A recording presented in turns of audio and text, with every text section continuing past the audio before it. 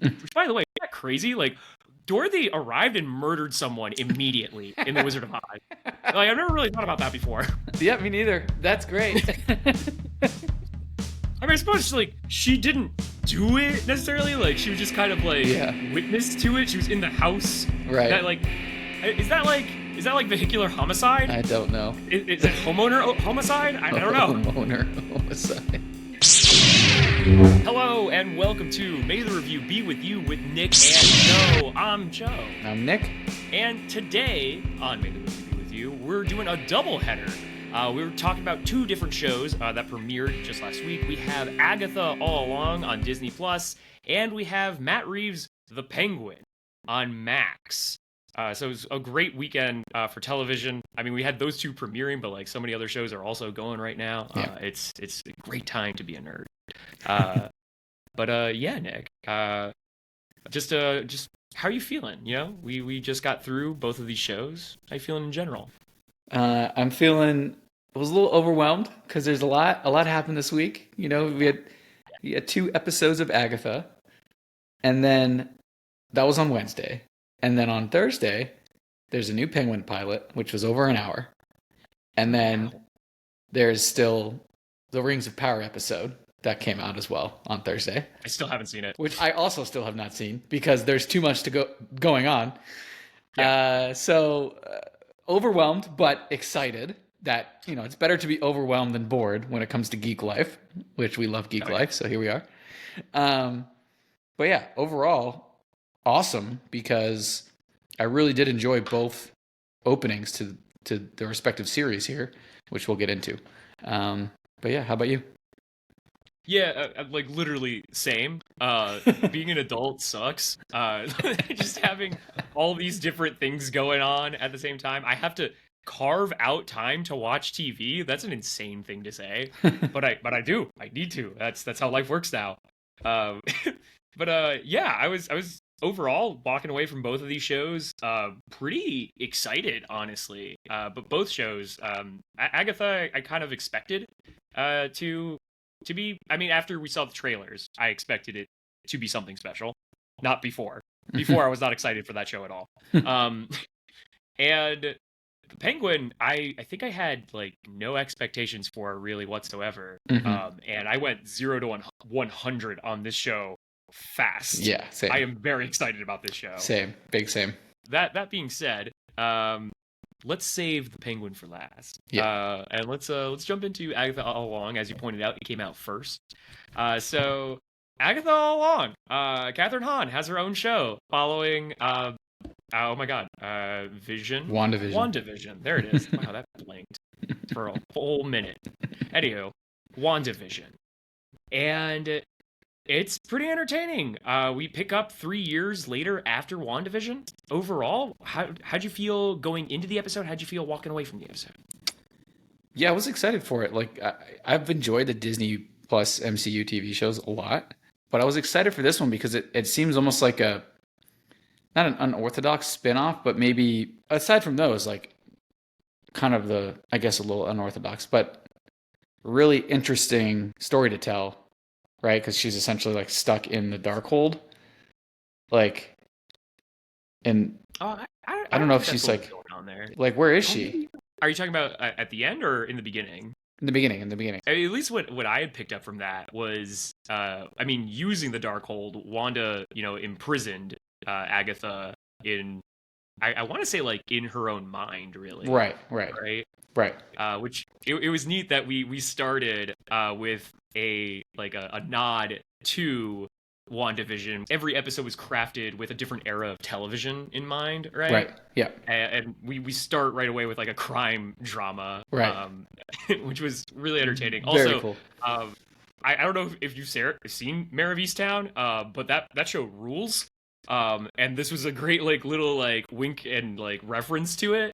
Agatha of Westview, great, love that. More Agnes of Westview, I think. Agnes.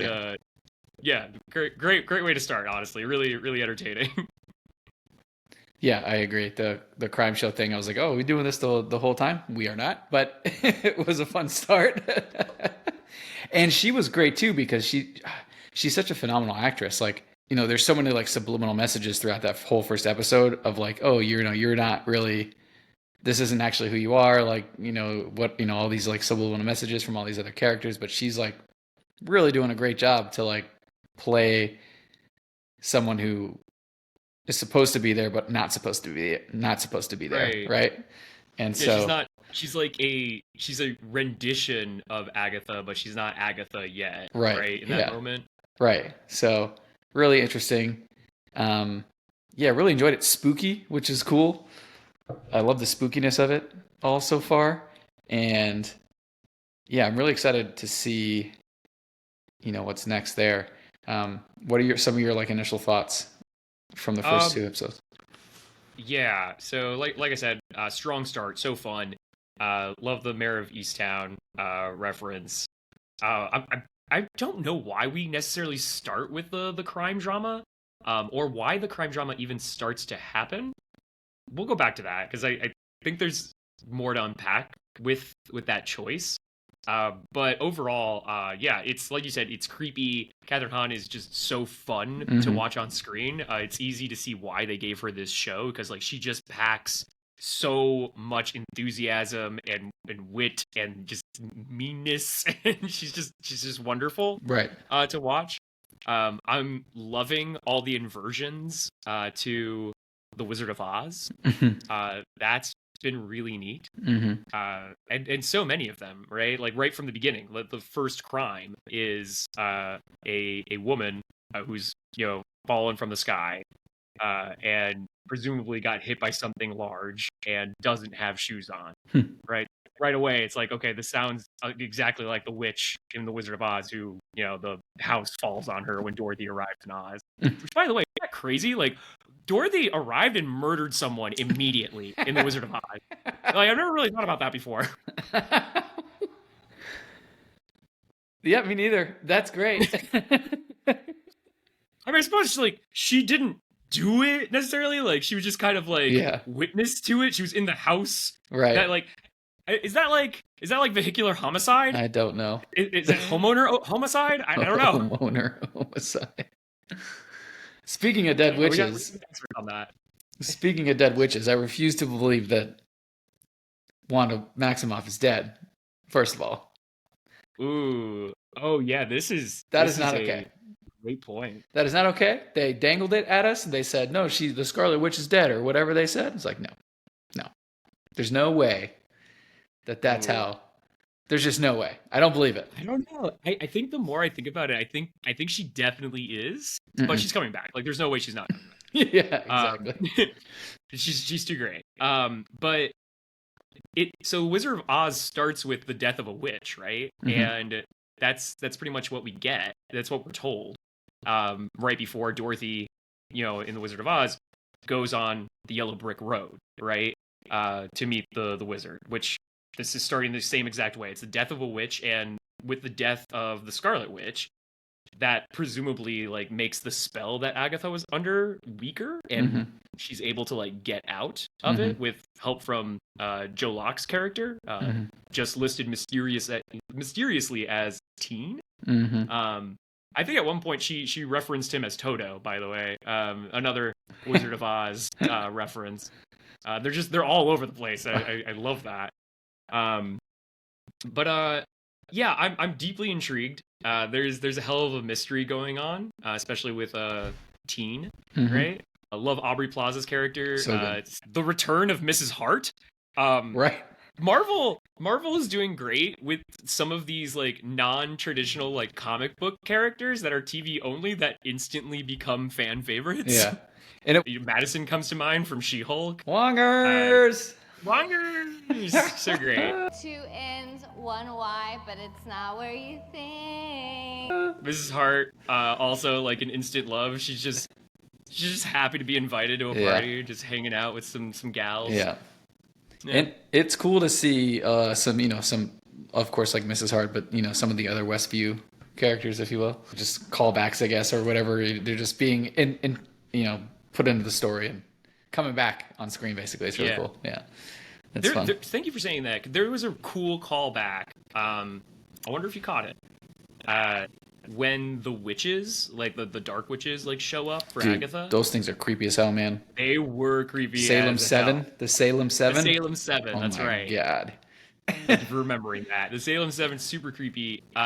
When the teen, I'm just gonna call him Toto. When Toto steps outside to see like the 7 show up, but it's just the one witch, right? And then like they separate into 7. Yeah. You know what I'm talking about? Yeah. Do you recognize that shot? Yeah, that's from I don't remember where. So I recognize that shot. It might be a reference to something else, but I recognize that shot from WandaVision. It's the same shot when Wanda steps outside in either the first episode or the second episode, and she sees like a diver come up from the road. Do you remember? Yeah, it's the same exact shot where like the diver comes up and she's like so confused to like see like something so like foreign and strange there. And they reference that completely again with this witch. That was a neat little callback to that. Interesting. The teen obviously is very mysterious, and we're not supposed to know really what's going on with him there yet. I'm not really too sure who he might be. I don't know who he is, but I think I have a guess of who he's related to. Two things I've seen online are he might actually be Agatha's son, because they kind of give us a glimpse at she had a son at some point. Nicholas Sparks, I think is his name. No, that's not right. Nicholas Sparks. That's the fucking author of a bunch of notebooks. Amazing. Wait, it was Nicholas, right? Nicholas Scratch. Scratch. Thank you. That's right. Jesus. I mean, I wasn't actually that far off. Tragically, I said an actual human being's name. There's some speculation that that's her son or Mephisto. Yeah, Mephisto. That's the popular idea that he's probably Mephisto. I don't think he's Mephisto. I think he's probably related to Mephisto in some way. Mm-hmm. And the number one reason why I think this is the name that we saw, Nicholas Scratch. Mm-hmm. So, fun old detail here. A classic name for the devil, like way back in the day, Old Scratch. Really? So really interesting that they named that child Nicholas Scratch, right? Huh. So I'm wondering if he is Mephisto or like he's just related to Mephisto. Like there's something he's related. It's Mephisto. It's like somehow it's Mephisto. By the way, the only reason why I know that is I don't know if you've ever seen Over the Garden Wall before, but the villain of that show, the Beast, his name was supposed to be Old Scratch. And that's when I found out the devil. Candy camouflage. Anything Aubrey else? Plaza, Yeah. which is great. I want to see more Aubrey Plaza. Yeah. I'm not too sure where we're going I with this thought- series just yet. I was surprised she's not one of the ones at the end who goes with the With the Coven. the coven. Thank you. Yeah. So, Which, by the way, we haven't talked about how the Coven was basically Ocean's 11, where I'm assembling a coven. I love that. Yeah, It's great. That was a really cool. That was a really cool like montage of scenes, if you will. Yeah. And then the ballad at the end there was fantastic. That was Cool, my thank you. favorite scene of the whole first 2 episodes. Was them all singing the ballad together, and like while the Salem 7 are like trying to get to the house, and then of course out of nowhere the portal to the doorway to the road opens up. So cool. Yeah, no, that really was haunting melody. Yeah. Very, very, very cool. And the set there when they walk down to the road was fantastic too. Like classic spooky Disney like set. That was really cool. I enjoyed that. Yeah, actually, that's a great call. It does kind of harken back to some like old Disney movies. Yeah. Really And again, like another like inversion of like the Wizard of Oz, right? Yeah. Like this like shining and bright town, and instead it's this dark, haunted forest, right? Really, really fun. Thanks for bringing up the song there. I forgot to bring this up. I rewatched the first episode, and the song actually comes up a few times. It's the intro song to the first episode, and it's also a song that Agnes, Detective Agnes, is singing while she's in the car. So like she's thinking about it all the time, like even when she's like not aware that she's a witch, right? It's just the road is in her head. It's Interesting. constantly at her. All signs point toward the road. Nice. What do you think about the omens that she's getting? She sees a crow, or maybe let's call it a raven, a rat, and a wolf. Yeah, the rat. I'm specifically remembering the rat the most. I think that was maybe the most, at least to me. You don't remember the wolf just standing there in the middle of suburbia? No, dude, I don't. There's been too much TV. I can't remember everything. No, the rat was the rat was the most, I guess, obvious to me. For whatever reason, I have no idea though. Like, I don't know where the omens are supposed to lead. Like, I'm not sure. I have no theories on like why, other than like maybe those were omens for the Salem 7, like are coming for her prior to them actually like reaching her, you know? I don't know. Do you have any theories? I'm kind of stumped on this one. It could be just, you know, a sign that the 7 are coming, but she knows that the 7 are coming like at a specific time, right? Because Rio, Aubrey Plaza's character, she tells her they're coming, right? And we know exactly when they're coming. So I don't know if the signs are for that, or if. All right, here's the only theory I've got. Maybe they are Rio, like it is Aubrey Plaza's character, like, and for whatever reason she hates her so much, like these signs keep like pointing her into the direction of Rio, like the road. Maybe the road is leading her to Rio, right? Maybe the wise wizard at the end is, you know, the inversion of like Rio's character, right? It's all leading to her. I don't know. Considering Rio's not in the episode when those signs are popping up, I want to say that maybe they are associated with her, right? To some degree. Or they are her. I don't know. That's my best guess. Interesting. I like that. It's a nice theory. Yeah. But yeah, that's kind of where we're at with this. First 2 episodes were really fun. I'm really looking forward to watching more for Agatha All Along.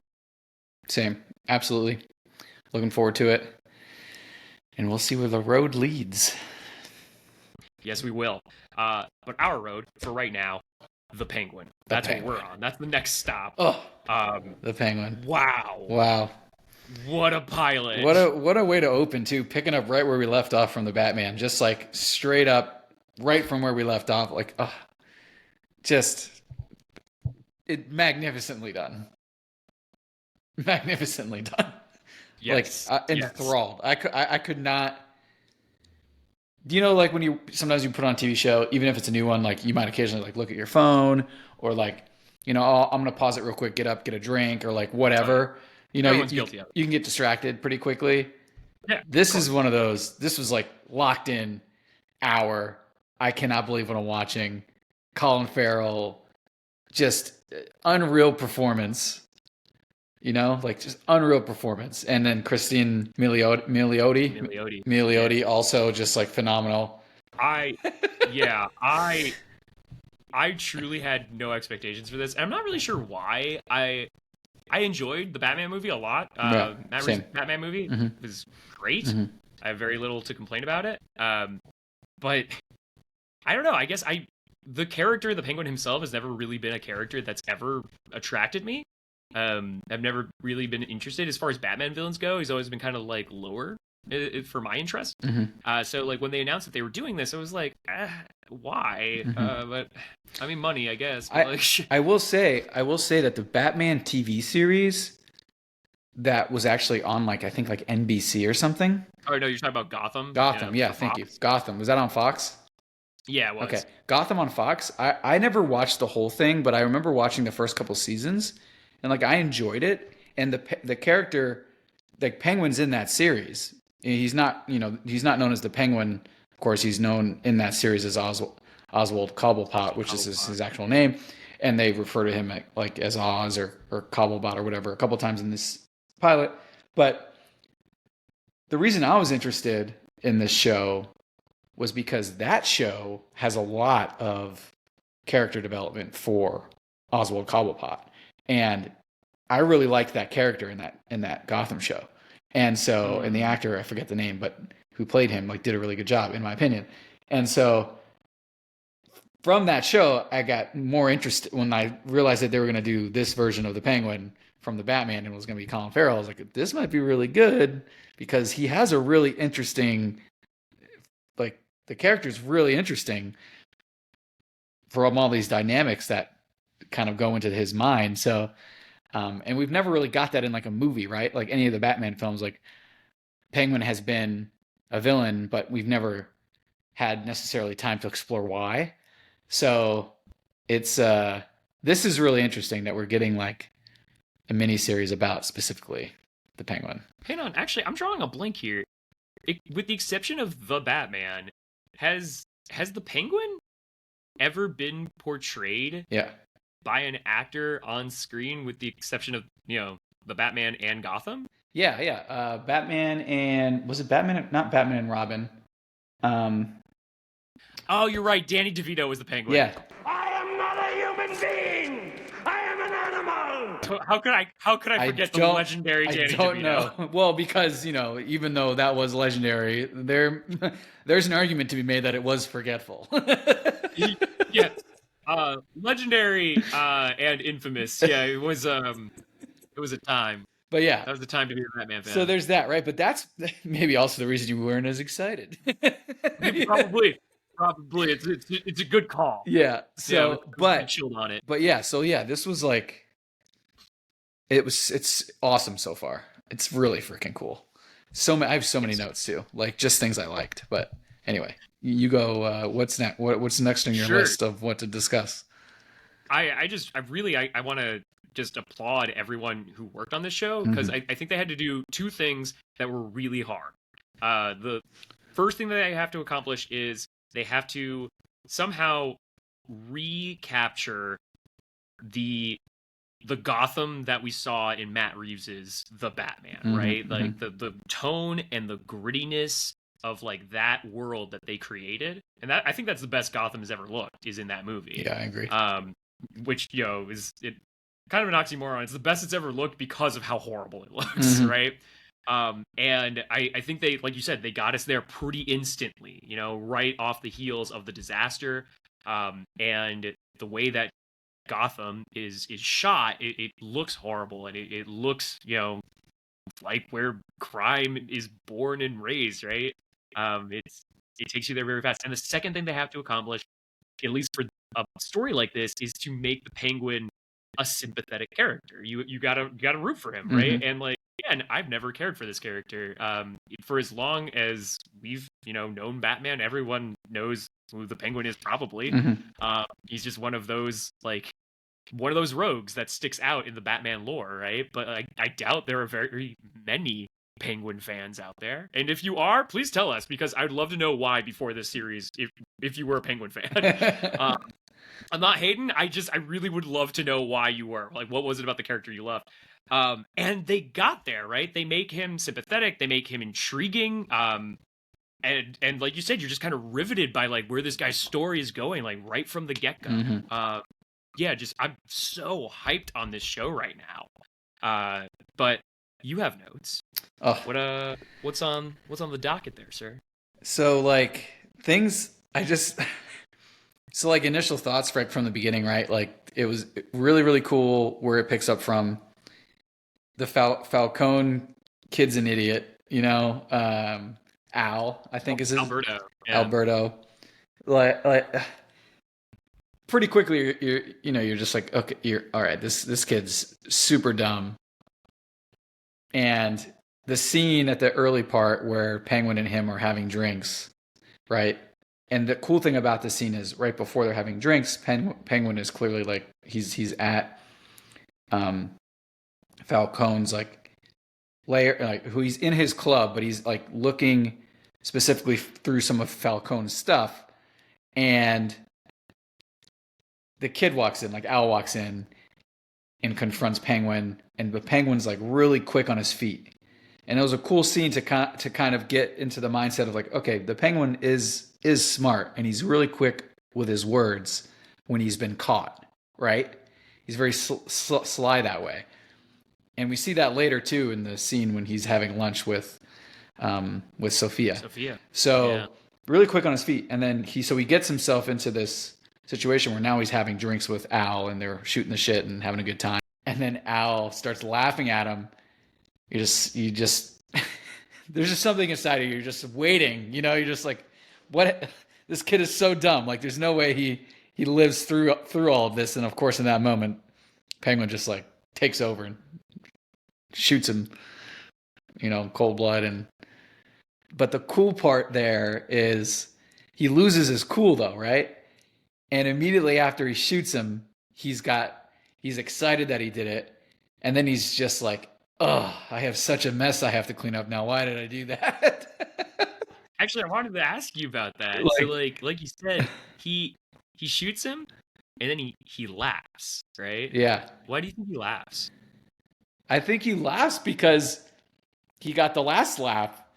Al is laughing at him for wanting to be, I forget the words that Al was using, but essentially revered. I want to be revered. Yeah. And Al's just like making fun of him. And Penguin hated it. And so he took matters into his own hands, got the last laugh, and then immediately remembers that now he has to clean up this big mess because it's not good for him for people to know that who he just killed. That scene is what sets up the whole journey we go on over the next, 40, 50 minutes there. And Colin Farrell just crushes this acting job. It's really good. I would say it's pretty. He does, for the record. I don't want to take anything away from Colin Farrell. But like across the board, like everyone is just like bringing their A game. Yeah, everyone's really excellent, including the kid Renzi Feliz, who plays Victor. Yes. So good. But by the way, so on Victor's story, so I was watching Penguin with someone and they fell asleep, not because they weren't into it. It's just been a late night and they just fell asleep, right? And like when they came back, they were super into it, but like they wanted like a catch up on like the Victor character. And I explained, it was like, let me tell you the day that Victor's been having.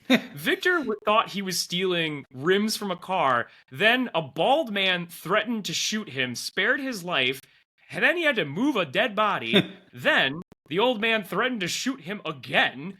And then he basically had to dedicate his life to him. Then he went to the richest side of town and basically acted as chauffeur all around Gotham, went to this crazy man's mother's house, saw him break down in front of his mom, and then witnessed his mom being a worse, like, sociopath than him. Mm-hmm. And then he got a job. What a day. Yeah, Victor's day is next level insane. Also, unbelievable, honestly. It is unbelievable. And a couple of notes I wrote down were mistakes that Penguin made in this episode that will probably come back to bite him in the ass at some point. And one of those mistakes is keeping Victor alive, even though so far it was the right choice based on how the episode ends. But keeping him alive might end up being a bad choice. And two, keeping the ring from Salvatore, the ring that he takes off the ring from Al Falcone's finger, and then he gives it to Salvatore Maroni in prison as like a token or whatever. That also might come back to bite him in the ass. Although maybe not as much because it's not on his person anymore. But yeah, interesting. Yeah, I think you're right about Victor. I think there's something about that relationship that is so doomed. Yeah, And yeah, I'm not sure I know exactly where that's going yet, but as far as the ring goes, I mean, it was originally his ring, right? It's Salvatore's. So Sal just has his ring back, right? Right. And Falcone, we were told that he wore it as like a sign of mocking the Maroni family. And geniusly, he gives Sal the ring, and he does it like in what appears to be just like, oh yeah, like I'm just, it's your ring, like, and he was mocking you for it, right? But really, he's done it so he could create an alibi, right? Right. Like It ends a up being story. smart. Yeah. Yeah, it ends up being like a genius move by removing the finger of Al, and then the ring pops up later with the Maronis. Like it just seems like it was them. Right. Yeah, just great writing, great move. That I was loved great. it.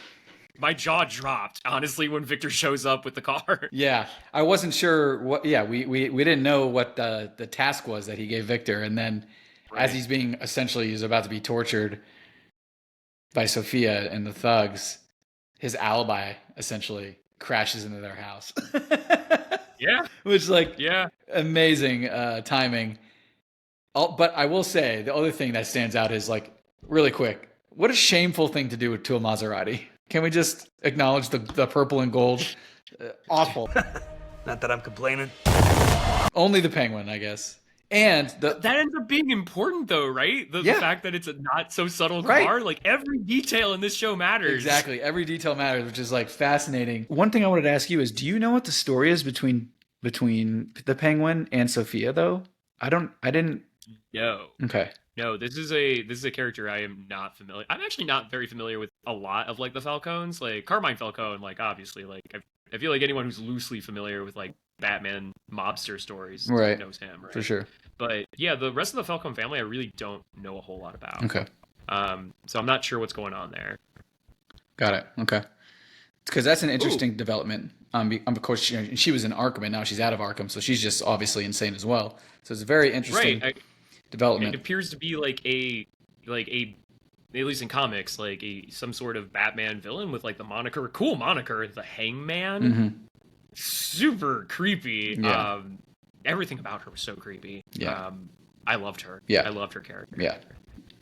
Fantastic. And especially the way that they tried to torture Oz too with the metal. What do you even call that? Like, it's not a chain. It's not rope. It's like wire. What is like that? A wire? Yeah, wire. I'm supposed to be good with words. That's my job. Literally to be good with words. Can't think of the word wire. Wire. It's okay. It's been a long weekend. It's been a long weekend. The other thing that was cool was the reveal, right? When they go out to lunch, right? And the Penguin realizes, oh, I fucked up because Al has been working with his sister on this deal. But you get another glimpse at how quick he is on his feet when he's been caught, at least in the mental game, right? Yeah, and he really quickly gets himself out of it, at least out of it enough to buy him some more time. And that time helps him come up with a plan that Victor ends up then crashing the car in with Al's body to get him essentially off the hook, at least for now. So really, really just such great detail on, the Penguin's not just a schmuck or some kind of like lackey, right? He can be the brains of an operation based on how quick he is on his feet with thinking there. So that was really cool to see that. And yeah, now it's going to be like, we don't know what the drug is either, right? The big plan to revolutionize the drug business in Gotham. But that's kind of a big plot point, I think, moving forward, is finding out what that's all about. I wanted to make note of one other thing regarding Victor's character that I thought was a really neat reference to Batman comics. So Penguin has pretty much picked up what I think is fair to say a protege, right? Like it's not just like a hired hand that he has. Like he's told Victor, he's like, I think like I can make something out of you, right? You need me. And toward the end of this, we very much see that Victor can live up to what he has promised, right? The way we're introduced to Victor is he's in an alley, right? And he's with a bunch of other kids who are stealing the rims off of Penguin's car. That is exactly how Batman gets his second Robin. Is Jason Todd is stealing he's attempting to steal the rims off of the Batmobile. and he busts him. He gets him, finds out his story, adopts another orphan, and turns him into Robin. It's the same story. So it's interesting that we're getting like a dark, corrupted version of it, right? That's it's like really bringing cool. him into the underworld. That's a great detail. I love that. Yeah. Speaking of Batman, do you think we're gonna see him? I don't think so. And if we do, it's like a silhouette situation. You know, it's not like a full-on scene or anything. But I hope we don't, because you know it's a mini series, and I think it's cool to tell this kind of story without having Batman involved. Now, there might be a point in the story where it feels like whatever's going on is too important for Batman not to be involved, because it is Gotham. So that's going to be the interesting part, I think, moving ahead, right? Is this going to be, it feels like it's going to be more of like a mob turf war show, right? In which case Batman maybe isn't necessarily as involved if it's not like a huge issue or like a huge problem that has implications for like the innocent people of Gotham necessarily, like immediately. Of course, you know, whoever rules the Gotham underworld is a problem for the civilians and innocent people, but there's going to be They would certainly think so. you know what I mean? But it's not like a bomb going off or something, right? Which is,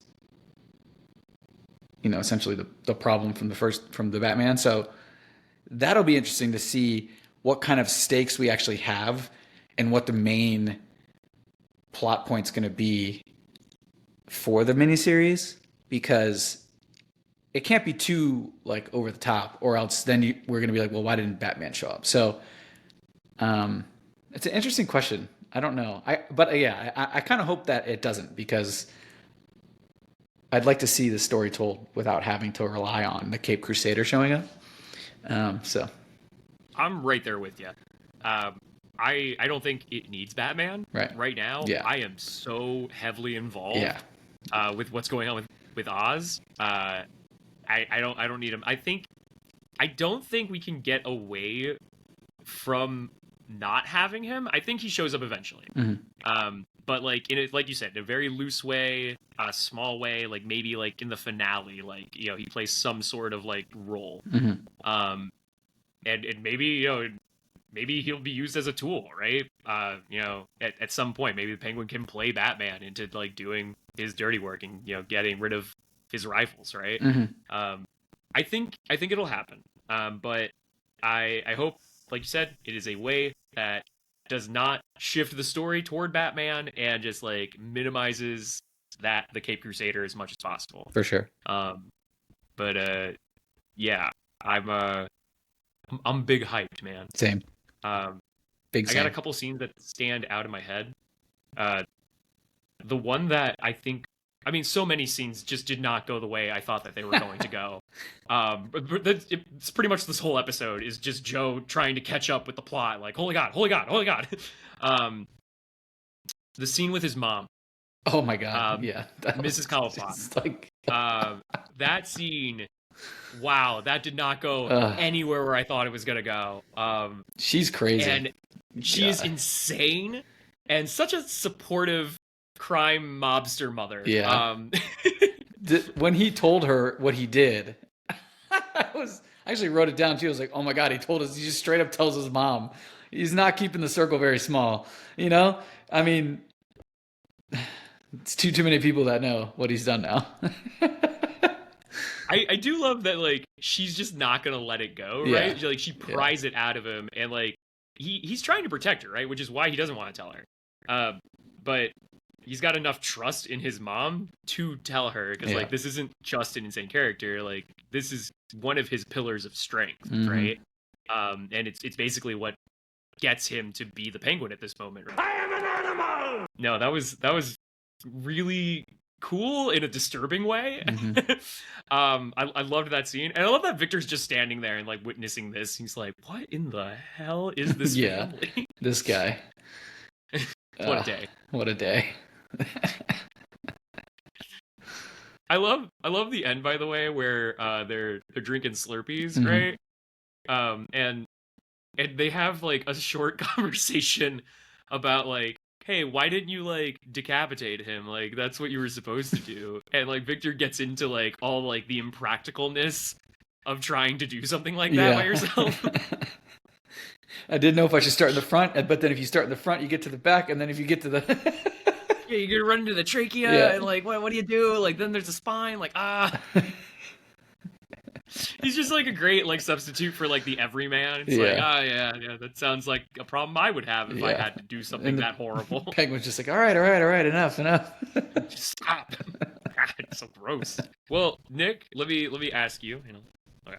Nick, let me ask you. So we've gotten through Agatha all along. Gotten through the Penguin. This was a Marvel and DC weekend. I think this is the first time in at least this era of superhero storytelling that we've had two competing Marvel and DC shows premiering alongside each other. So it's kind of hard not to ask the question of like the verses, right? Yeah. For pilot episodes, who do you think walks away here, DC or Marvel? Honestly, DC for me wins this one, which that's... Nick, I need you to remind the people about what a big deal that is for you to say that. DC has been a smoking hot ball of fire, a dumpster fire, to be exact, for the better part of 10 years. Basically, everything they've come out with has sucked. Nick's just coming out swinging. He's ready to fight you in the comments. He's ready. Maybe like Wonder Woman, that was excellent. The second one was so bad, though, that it almost takes away from how good the first one was.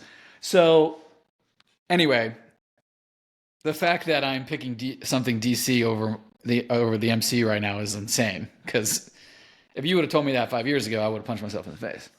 But this was excellent, and it is well deserved. Agatha was awesome, but there's something about the dark and grittiness of the DC universe and this specific Batman universe that we're now in that is really, really cool. And it's really fun to explore that way. So that's my choice.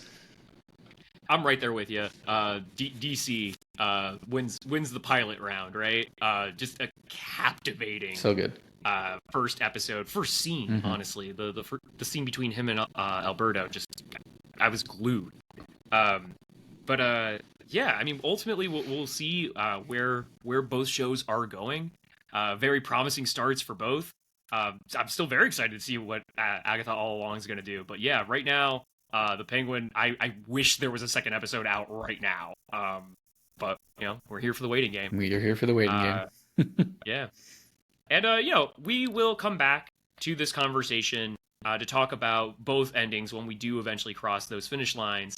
But in the meantime, we will be talking about our thoughts every week about these episodes as they are coming out, as well as the Rings of Power and other shows and movies that are coming out. Nick, where can the people keep up with the conversation? Awesome. Yeah, you can find us on Threads. We're there just talking about everything going on. Of course, just like Joe mentioned, please let us know what you think there.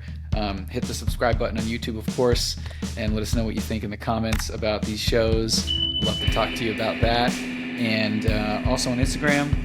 And yeah, that's where you can find us. And until next time, may the review be with you. Peace.